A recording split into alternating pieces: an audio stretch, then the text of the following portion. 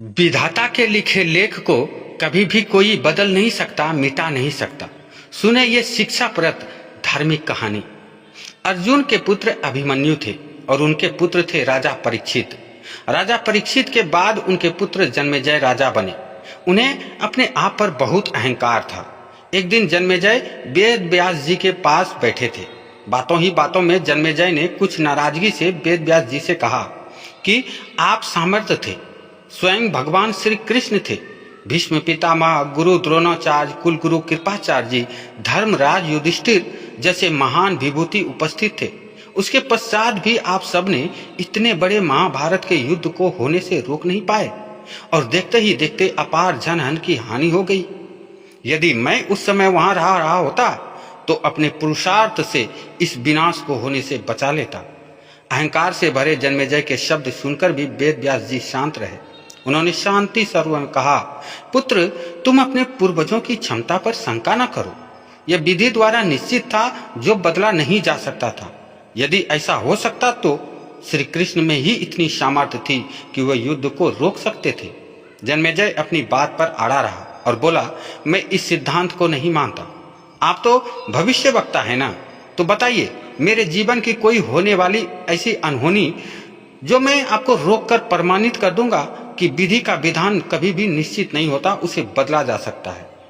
व्यास जी ने कहा, पुत्र, यदि तू यही चाहता है तो सुन। आज से कुछ वर्ष बाद तू काले घोड़े पर बैठकर शिकार करने दक्षिण दिशा में समुद्र तट पर पहुंचेगा। वहां तुम्हें एक सुंदर स्त्री मिलेगी जिसे तू महलों में लाएगा और उससे विवाह करेगा। मैं तुमको मना करूंगा ये सब मत करना, लेकिन फिर भी तुम ये सब करोगे। इसके बाद भी उस स्त्री के कहने पर तू ये यज्ञ करेगा। मैं तुमको आज ही चेता रहा हूं कि उस यज्ञ को तुम एक वृद्ध ब्राह्मणों से कराना, लेकिन वह यज्ञ तुम युवा ब्राह्मणों से कराओगे, मुझे पता है। और जन्मेजय ने हंसते हुए व्यास जी की बात बीच में ही काट दी। कहा, मैं आज के बाद ही काले घोड़े पर बैठूंगा भी नहीं तो ये सब घटनाएं घटित ही नहीं होगी। व्यास जी ने कहा, ये सब होगा और कभी भी आगे की सुन। और अभी आगे की सुन। उस यज्ञ में एक ऐसी घटना घटित होगी कि तुम उस रानी के कहने पर उन युवा ब्राह्मणों को प्राण दंड दोगे, जिससे तुम्हें ब्रह्म हत्या का पाप लगेगा और तुम्हें कुष्ठ रोग हो जाएगा और वही तुम्हारी मृत्यु का कारण होगा। इस घटनाक्रम को रोक सको तो रोक लो। वेद व्यास जी की बात सुनकर जन्मेजय ने एहतियात बरस शिकार पर ही जाना ही छोड़ दिया। परंतु जब होनी का समय आया तो उसे शिकार पर जाने की बलवती इच्छा हो गई।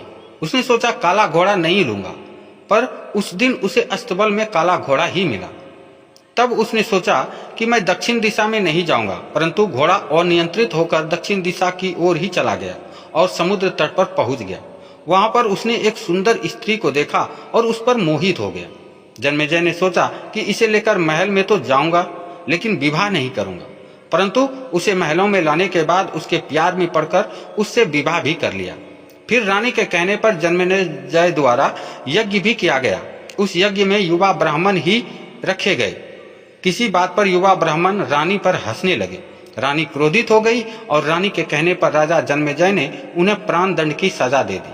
फलस्वरूप उसे कोढ़ हो गया। अब जन्मेजय घबरा गया और तुरंत व्यास जी के पास पहुंच गया और उनसे जीवन बचाने के लिए प्रार्थना करने लगा। वेद व्यास जी ने कहा कि एक अंतिम अवसर तेरे प्राण बचाने का और देता हूं। मैं तुझे महाभारत में हुई घटना का श्रवण कराऊंगा, जिसे तुझे श्रद्धा और विश्वास के साथ सुनना है। इससे तेरा कोढ़ मिट जाएगा।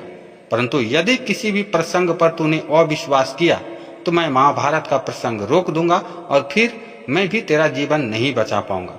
याद रखना, अब तेरे पास यही एक अंतिम अवसर है। अब तक जन्मेजय को व्यास जी की बातों पर पूरा विश्वास हो चुका था, इसीलिए वह पूरी श्रद्धा और विश्वास से कथा का श्रवण करने लगा।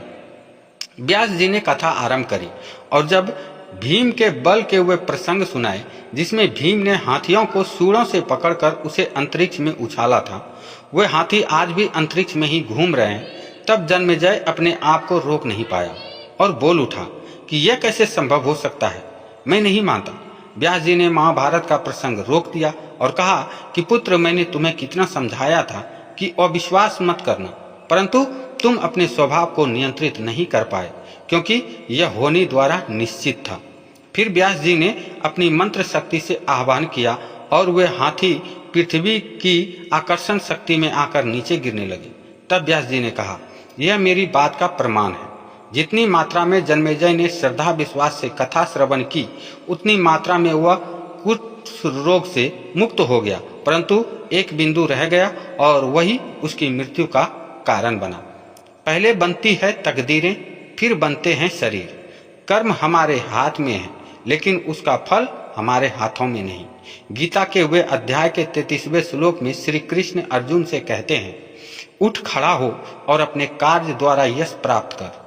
जिनके बारे में तू चिंतित हो रहा है, ये सब तो मेरे द्वारा पहले से ही मारे जा चुके हैं। तू तो केवल निमित्त मात्र है। होनी को टाला नहीं जा सकता, लेकिन नेक कर्म व ईश्वर नाम जाप करने से उससे हानि कम होती है। तो ये थी हमारी आज की वीडियो और कहानी। अगर आपको यह कहानी वीडियो पसंद आई हो, इसे जरूर लाइक करें और अपने फैमिली फ्रेंड के साथ शेयर करना ना भूलें और कमेंट में जय श्री कृष्णा, जय श्री राम जरूर लिखें। धन्यवाद। जय श्री राधे कृष्णा, जय श्री राम।